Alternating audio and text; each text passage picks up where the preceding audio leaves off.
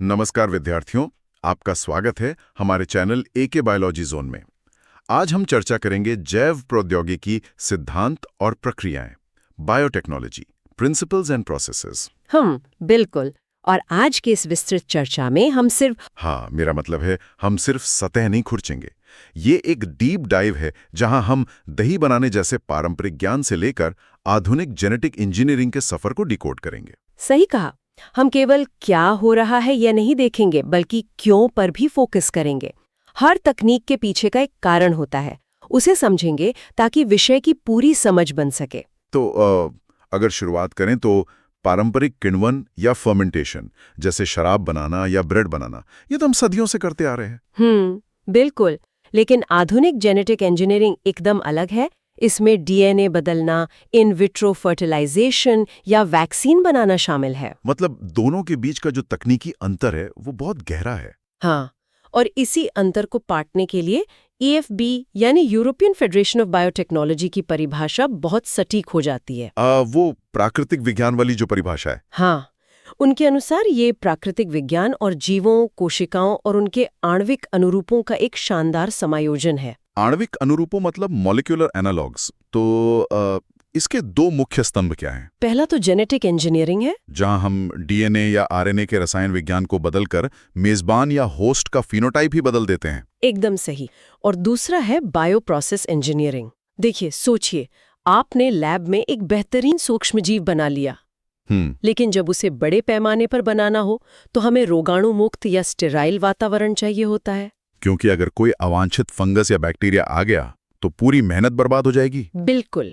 सिर्फ हमारा वांछित सूक्ष्मजीव ही ग्रो करना चाहिए, तभी निर्माण प्रक्रिया सफल होती है। अब इस इंजीनियरिंग के उपकरणों की बात करते हैं, मतलब वो आणविक कैची जिसे हम रेस्ट्रिक्शन एंजाइम्स कहते हैं। हाँ, ये आणविक कैची मुख्य रूप से दो तरह की होती है, एक एक्सोन्यूक्लियस और दूसरा एंडोन्यूक्लियस। एक्सोन्यूक्लियस मतलब जो किनारों से काटता है, और एंडोन्यूक्लियस जो भीतर विशेष स्थानों पर काटता है। जेनेटिक इंजीनियरिंग में यही सबसे ज्यादा काम आते हैं। और इनका नामकरण भी तो कितना व्यवस्थित है ना। जैसे ई को R1 का उदाहरण लें। बिल्कुल। ई आता है एस्चेरिचिया से, जो कि उसका जीनस है। हाँ, और CO आता है कोलाई प्रजाति से। R है RY13 स्ट्रेन। और रोमन अंक 1 बताता है कि वो उस स्ट्रेन से निकाला गया पहला एंजाइम था। विज्ञान में नामकरण वाकई बहुत लॉजिकल है। सही। अब ये कैची काम कैसे करती है? ये सिर्फ पैलिंड्रोम अनुक्रम को पहचानती है। पैलिंड्रोम मतलब जैसे वो शब्द होता ना मलयालम, आगे से पढ़ो या पीछे से एक समान। एकदम सटीक उदाहरण है। डीएनए में भी जब दोनों स्ट्रैंड्स को एक ही दिशा में पढ़ते हैं तो क्रम समान होता है। और फिर एंजाइम शुगर फॉस्फेट बैकबोन पर काटता है। हाँ, और इस तरह से काटता है कि स्टिकी एंड्स या चिपचिपे सिरे बन जाते हैं, जो बाद में हाइड्रोजन बॉन्ड बना लेते हैं। बिल्कुल। और अंत में डीएनए लाइगेज आकर एक गोंद की तरह काम करता है और उन्हें पक्के तौर पर जोड़ देता है। तो डीएनए कट गया और जुड़ गया, अब इसे होस्ट के अंदर कैसे डालें? इसके लिए हमें क्लोनिंग वेक्टर्स या संवाहक चाहिए होते हैं, जैसे PBR322। हाँ, एक अच्छे संवाहक में 3 मुख्य विशेषताएं होनी चाहिए। पहला है ओरिजिन ऑफ रेप्लिकेशन या ओरी, जहां से प्रतिकृति शुरू होती है, और कॉपी संख्या भी तो यही नियंत्रित करता है ना। एकदम सही। दूसरी विशेषता है क्लोनिंग साइट्स, जहां हमारा विदेशी डीएनए जोड़ता है। और तीसरा, शायद सबसे जरूरी, सेलेक्टेबल मार्कर। बिल्कुल, प्रयोग सफल हुआ या नहीं ये पहचानने के लिए। तो सफलता की पहचान कैसे होती है? मतलब एंटीबायोटिक प्रतिरोध विधि से? हाँ, इसमें केवल वही कोशिकाएं जीवित रहती हैं जिनके पास प्रतिरोध होता है, बाकी मर जाती हैं। लेकिन एक और मजेदार तरीका है, ब्लू व्हाइट स्क्रीनिंग या इंसर्शनल इनएक्टिवेशन। ये किसी जासूसी कहानी जैसा है। इसमें विदेशी डीएनए बीटा गैलेक्टोसिडेज जीन के बीच में जाकर उसे निष्क्रिय कर देता है। मतलब अगर नीली कॉलोनियां दिखीं तो प्रयोग विफल रहा, कोई इंसर्ट नहीं हुआ। और अगर सफेद कॉलोनियां दिखीं तो इसका मतलब सफलता मिल गई, इंसर्ट मौजूद है। ये तो बैक्टीरिया की बात हुई। पौधों और जंतुओं के लिए क्या करते हैं? पौधों के लिए एग्रोबैक्टीरियम ट्यूमोफेशंस का उपयोग होता है, जो ट्यूमर पैदा करता था। अब हम उसके टीडीएनए को हानिरहित या डिसार्म कर देते हैं और जीन डिलीवरी के लिए इस्तेमाल करते हैं। और जंतुओं में रेट्रोवायरस जो कैंसर करते हैं, उन्हें भी ऐसे ही मॉडिफाई किया गया है। बिल्कुल, विज्ञान ने प्रकृति के हथियारों को ही अपने फायदे के लिए मोड़ दिया है। लेकिन एक चुनौती अभी भी है। डीएनए तो हाइड्रोफिलिक होता है, वो कोशिका झिल्ली को आसानी से पार नहीं कर सकता। हाँ, इसलिए हमें एक सक्षम मेजबान या कॉम्पिटेंट होस्ट तैयार करना पड़ता है। इसके 3 मुख्य तरीके हैं ना। बैक्टीरिया के लिए हीट शॉक देते हैं। सही, कैल्शियम के साथ बर्फ पर रखते हैं, फिर अचानक 42 डिग्री की गर्मी और फिर वापस बर्फ। और जंतुओं के लिए माइक्रो इंजेक्शन, मतलब सीधे केंद्रक में इंजेक्शन लगा देते हैं। एकदम। और पौधों के लिए बायोलिस्टिक्स या जीन गन का इस्तेमाल करते हैं, जिसमें डीएनए से लिपित सोने या टंगस्टन के कणों की तेज बौछार की जाती है। सही कहा। तो अब जरा प्रक्रिया के चरणों को क्रम से देखते हैं।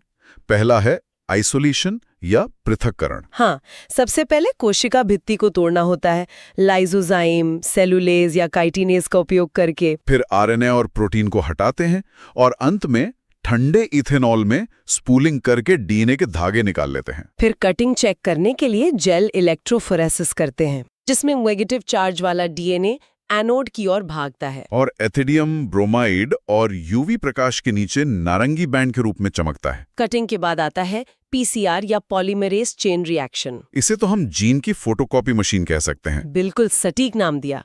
इसके 3 चरण होते हैं। पहला डीनेचुरेशन या निष्क्रियकरण, जो 94 डिग्री पर होता है।